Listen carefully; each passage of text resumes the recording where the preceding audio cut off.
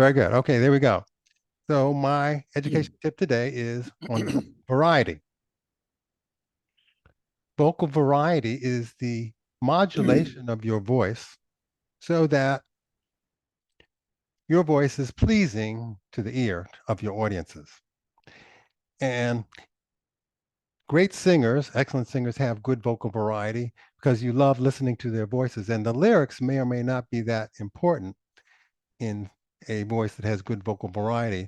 I listen to a lot of Brazilian music and I don't have a clue as to what they're saying because they're all singing in Portuguese, but I just love hearing the sounds of their voice. So certainly vocal variety is very crucial for a singer, but it's also very important for speakers as well. You may have written the greatest speech of your life, and you may be talking about fascinating topics, innovative ideas. But if you're delivering it, if you're speaking in a dull, monotone fashion, the audience is going to go to sleep. They're not going to care what you're saying, even though you're saying great things. So vocal variety is very important. In terms of speakers with vocal variety, there are the haves and the have-nots. There are certain people who are born with it. They just have natural vocal variety. In fact, our late great founder, Gil Wagner, he had excellent vocal variety. And those of you who never met him, you can see some of his speeches on our YouTube channel. His speaking vocal variety style is immortalized on our YouTube channel. And our Toastmaster of the day, David Wisan, he has great vocal variety, but I can tell you when he and I started, we were both pretty, pretty monotone, dull, boring speakers, but now he has excellent vocal variety. I'm trying to get better at mine, but it's something that if you're not born with it, you can learn the techniques to have it. I want to show you an illustrated example of how not having vocal variety can really destroy what could be an excellent speaker. There seem to be certain professions that attract people who do not have vocal variety. And in particular, there are doctors, engineers, and pilots. They have terrible vocal variety. Now, for a pilot, it's a good thing not to have vocal variety. You want a pilot who's speaking in a dull, monotone fashion because that's very calming. This is your pilot speaking. We are about to take off. It's going to be a stable flight. There'll be no turbulence. We'll get you there shortly. That's great. I want to hear my pilot talking like that. But for everyone else, it's not a good idea to talk like that. I'm going to show you an example of someone who has very bad vocal variety. Like with all technological revolutions, I Okay, this is Sam Altman, who is the president and founder of ChatGPT, which is a new artificial intelligence company. Artificial intelligence is the newest thing. It's thought to be one of the greatest innovations in human history. It's going to revolutionize all our jobs. It's going to have self-driving cars, etc. So here he is at a congressional hearing talking about artificial intelligence. expect there to be significant impact on jobs, but exactly what that impact looks like is very difficult to predict. If we went back to the other side of a previous technological revolution, talking about the jobs that exist on the other side, you can go back and read books of this. It's what people said at the time. Okay, I'm already bored hearing this guy. He's talking in a dull, monotone fashion. He also has this condition in his voice that's called vocal fry. He has this vibration in his voice. It sounds like a frog, rah, rah, rah. And it's really hard to listen It's to. difficult. I believe that there will be far greater jobs on the other side of this, and that the jobs of today will get better. I think it's important. First of all, I think So again, this is an important topic, but he's delivering it in a dull, monotone fashion.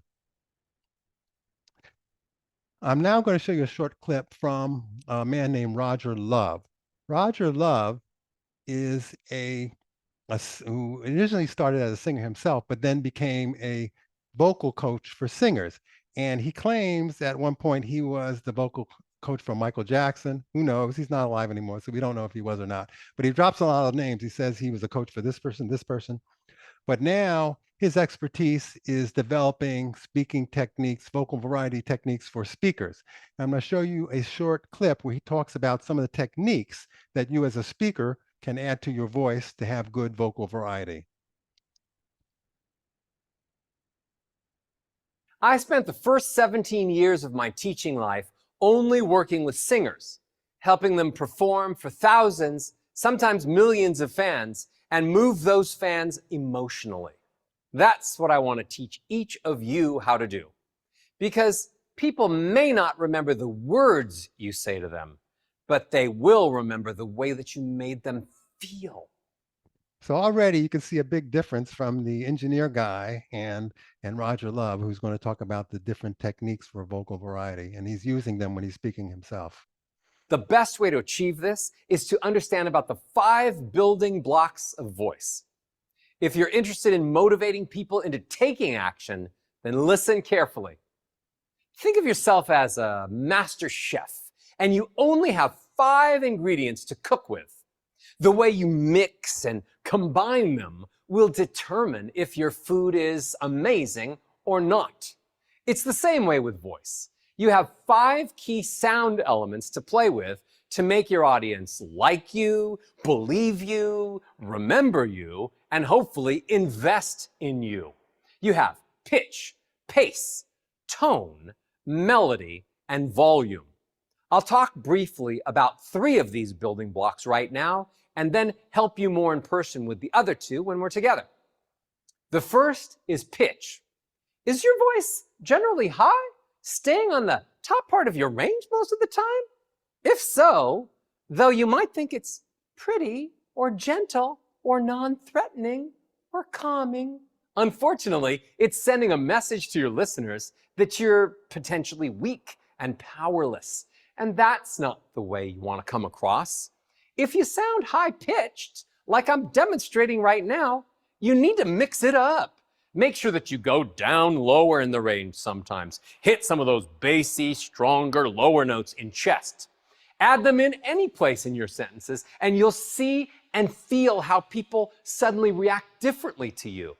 They take you more seriously, and that'll really boost your self-confidence and power. Sometimes high, sometimes low. The second building block is melody.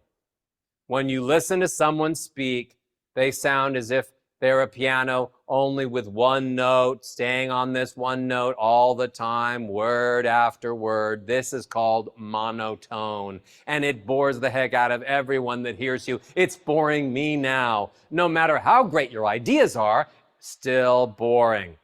You might say to yourself, that's not me, Roger, I don't speak in a monotone, but I bet each and every one of you do this a lot more than you think. You might start out strong, have a couple of notes in the sentence, and then all of a sudden get to the end of the sentence and then go down. You might have a couple of notes where you stay on one note for a while, and then when you want to make a particular point, you go to another note.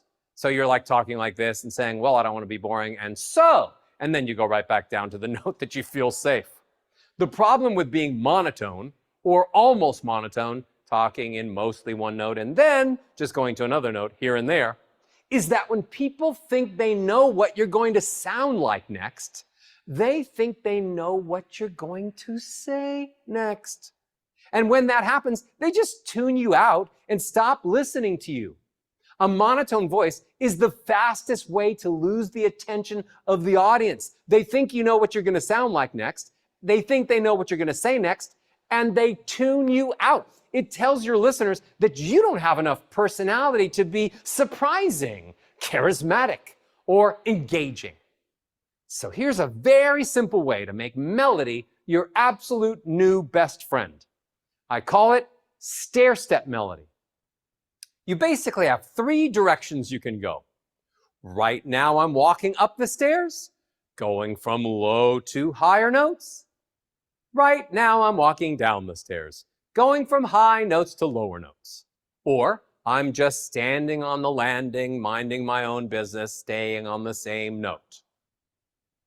When you speak, I'd like you to be walking up the stairs more, walking down the stairs less, and spending a lot less time on the landing on one note.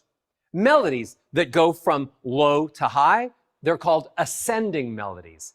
And those sounds make people feel happier. I really like golf. I love you so much, low to high. But melodies that go from high to low are called descending, and they make people feel sad. I really like golf. I love you so much. So stop boring your audiences and making them sad. Use a lot more ascending melodies and stay away from monotone. Now, the third building block that I want to mention today is volume. Many of you have one volume that you use all the time and you think that's enough. You think of yourself as a strong personality, so you're on the loud side a lot of the time, or vice versa. You're more of an introvert and you generally speak on the softer side. So I'm here to explain that neither of these is bad, but when you mix them together, using louder volumes at key moments to talk about closing the deal, and softer volumes at other specific moments when you need to showcase gratitude, humility, kindness, and compassion. There are so many amazing sides to each of your personalities. My job is to help the audience see how multidimensional you are, how full of life you are. Mix it up. Get louder and softer as you move from word to word, sentence to sentence. Create dynamics, just like the songs you love to listen to. Sometimes they're soft and romantic, and sometimes they're louder and full of energy. Your voice can be music to their ears. They may not remember the words, but they will remember how you made them feel.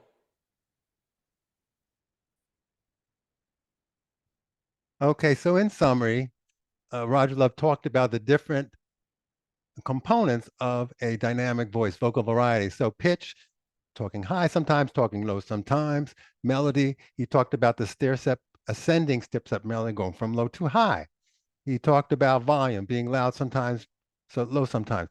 Now, two things he mentioned at the beginning that he didn't talk about were tone. Tone means the tone of your voice, that is the emotion that you speak with your voice, whether you're speaking while you're very happy when you're speaking, enthusiastic, or you're very angry when you're talking about, that's the tone of your voice. And then finally, the pace of your voice, talking very fast or talking very slow. You don't want to talk fast all the time. You don't want to talk slow all the time. You want to mix it up and include pauses in your pace. Now, I talked briefly about people who have vocal variety naturally, and I want to show you just a very brief clip of this boy who has, this boy is called the Corn Kid, and he's very excited about corn, and he has the greatest vocal variety I ever heard, naturally occurring vocal variety. The Corn Kid, and I like to sing I'm the authority on all things corn. Happy Corn and Cob Day! This is only the third time the Tony Awards 76-year history that the ceremony has fallen on June 11 that I nominated, so it's all just about corn. I'm really sorry, but that cannot be a coincidence. It'll be a huge missed opportunity if Seth will not crown Best Musical on corn on the Cob Day. And I haven't had a chance to see any of the other shows in that category, and I'm sure they're great. But what I understand, they don't even mention corn. Like, I mean, non-corn shows have had a great run for 75 years, but I think it's time to put an end, let them cross the first line, and give corn a chance to win the race. Which is why I proudly present the newest show and now it's comedy about corn, Shop. Okay, now, are you more excited about corn or about artificial intelligence? For me, I found, even though artificial intelligence is more important, I found the corn more exciting. So in summary, I suggest that you all use the techniques of vocal variety of your voice, and you will all, if you don't get anything else from Toastmasters, I think this is an important concept that we all need to learn and adopt in our speaking style. Thank you.